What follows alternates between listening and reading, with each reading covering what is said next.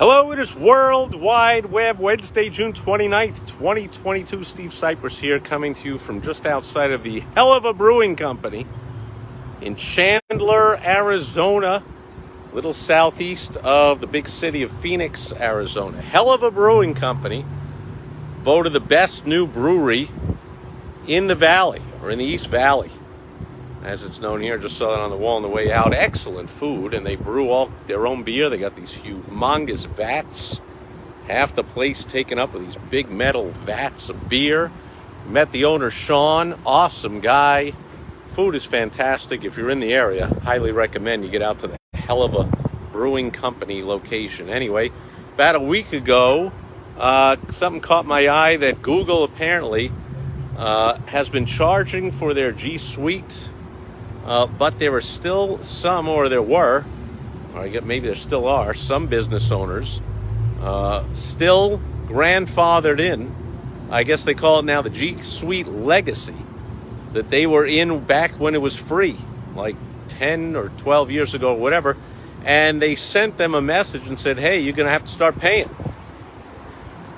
And so Google and other internet companies, I'm sure you all know, they wooed in customers by offering free services, and then you can start charging for them. It's been a strategy of many internet companies.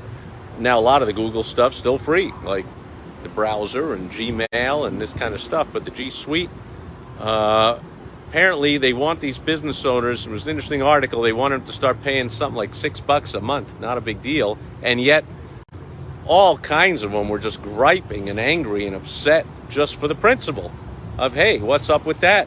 Now I got all my stuff loaded up on it, my payroll on it, I got all my books on the Google Sheets or Google Docs or whatever it is, and now you're telling me that you make bazillions of dollars of profit and you got to charge little old small business owner after 2 years of shutdowns and getting crapped on by the government, and we're barely making it through, and now you're crapping on us for just a few bucks a month, and they're like, we're looking elsewhere, and I'd rather pay $150 to somebody else than pay half of that. We are back. All right, that'll be my signal that that's enough. Lost internet connection a little bit there, still just outside the hell of a brewing company. Anyway, so some lessons there. Number one, it's an excellent strategy to offer your service for free. It's a product, not as easy to do, of course, but a service.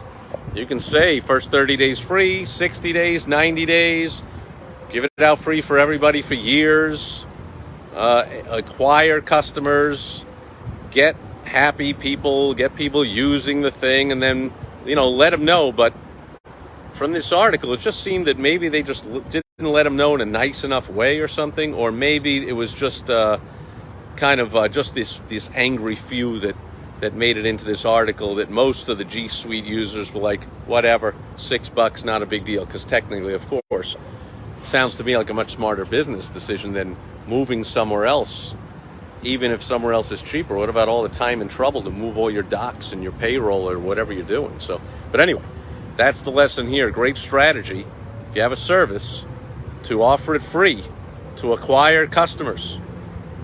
And then later on, you can either offer other services you charge for and keep that free, or you can let people know with ample notice, we are going to start charging for this. Apparently, that's what Google did with the G Suite as of about a week ago. The other moral is lesson is, of course, when you do that, if you switch from free to paid, you are going to lose some customers and get some disgruntled customers. So as always, you got to do the math. Like I talk about always, especially when it comes to effective direct response marketing, it's all just about math and psychology. Even a lot of business strategies are all about math and psychology. In this case, the psychology of telling people who were getting it free for a decade, hey, you're going to have to start paying, not so great. So you do the math on how many people you're going to lose. And I have a feeling that Google's going to win out. Not that they are really going to, boost that balance sheet with the $6 a month from however few business owners, even if it's a million of them. To them, it's only $6 million a month, no big deal. So you do the math. How many customers will you lose on a price increase? And Let's say you keep 75% of your customers, but you doubled your price. Clearly, the math works out. Just be careful and do your best to make sure that the ones that leave because of the price increase are not upset and disgruntled and get into articles like this and trash you. Anyway, that's the lesson courtesy of Google starting to charge some business owners after over 10 years, just after they got crapped on. I mean, they always get crapped on by the government, but especially over the last 2 years with all the BS. And now, during times they still can't. I was asking Sean, the owner here of Hell of a Brewing Company, do you have trouble hiring? Oh, yeah, for sure. And even when the kids get the job, they come in, they don't want to work. And I'm like, well, do you have to close down or short? He's like, yeah, we got to close Mondays because I need a day off. And, we got to keep we're short-staffed and blah, blah. I mean, small business owners still getting crapped on, still suffering.